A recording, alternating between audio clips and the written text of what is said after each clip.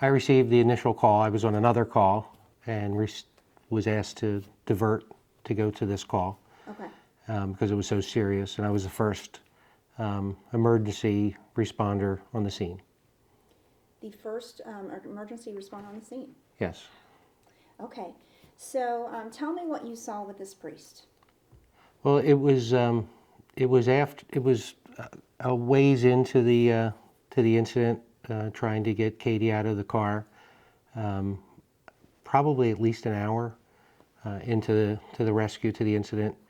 And a priest came up from, it would be the north of Highway 19, from center. On the corn side. Well, he was on the highway. He was on the highway, okay. And there was a bunch of emergency vehicles, fire trucks, and my truck that was parked on that side.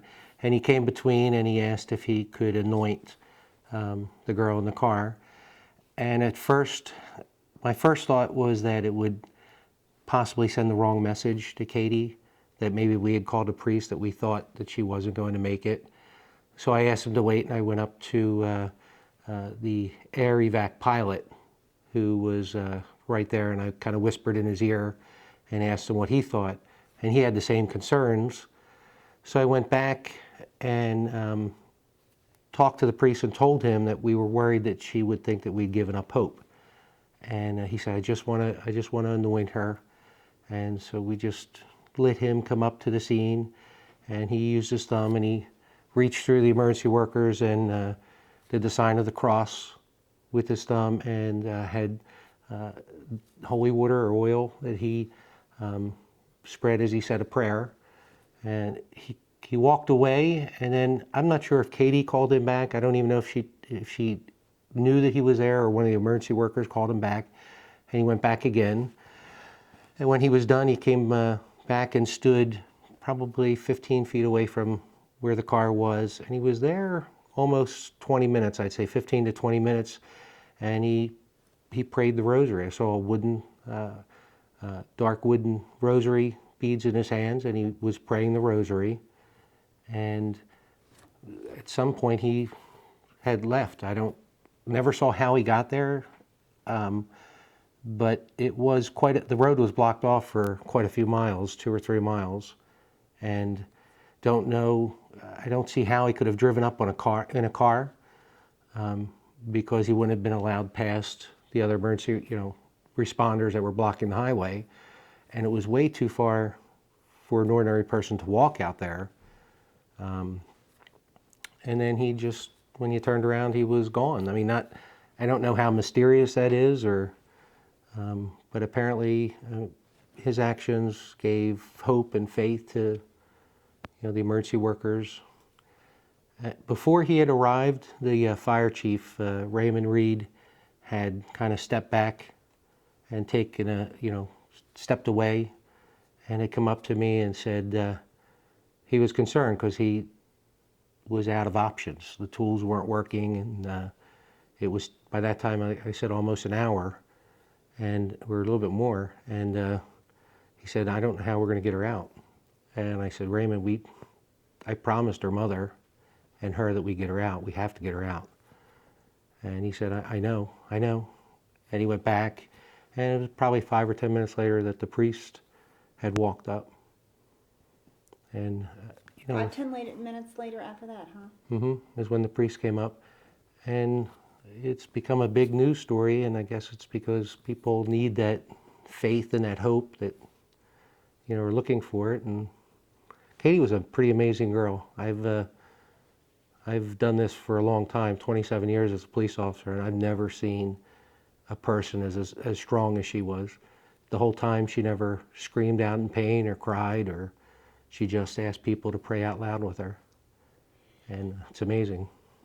Now, you were telling me on the phone, a face recognition company came out with a composite. Tell me what you were telling me on the phone about how you think that doesn't look like what you saw. It's not even remotely close to.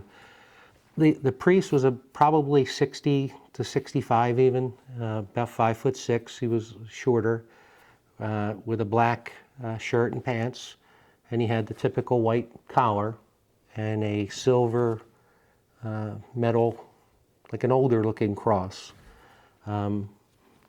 olive complected, and he had an accent, actually a very strong accent. And I couldn't tell you for the life of me if it was a Spanish accent or Italian or German. It was just an accent that I can't even place where it was from. Amazing story. I think I've asked you everything I wanted to ask you, because you had said you talked with him. Yeah. Shook his hand, And thanked that- him. Would you say, okay, there was a description last night that said kind of like a Walter Matthau resemblance. Would you agree with that? Well, maybe not big a nose, pronounced Yeah, nose, or and not as big, but I could see where you could draw that reference. But it's not like the composite sketch. It was an older man, an older priest that and there's not many Catholic churches around here that he's from, that in that area, and nobody there at the scene recognized him. Don't know how he got there or where he came from. I've asked you everything I wanted to ask you. Anything else you want to get out there I haven't given you opportunity to touch upon? Well, just like I said, I've done this a long time, and that's probably the most horrific accident I've ever seen that a human survived. And along with the priest, the story is Katie, her just an incredible strength that she had. That myself, everybody that was there, were just astounded at her strength. She is destined to do. God has special work for her. That she was that strong, and all her horrific injuries that she had. So. Thank you so much for talking.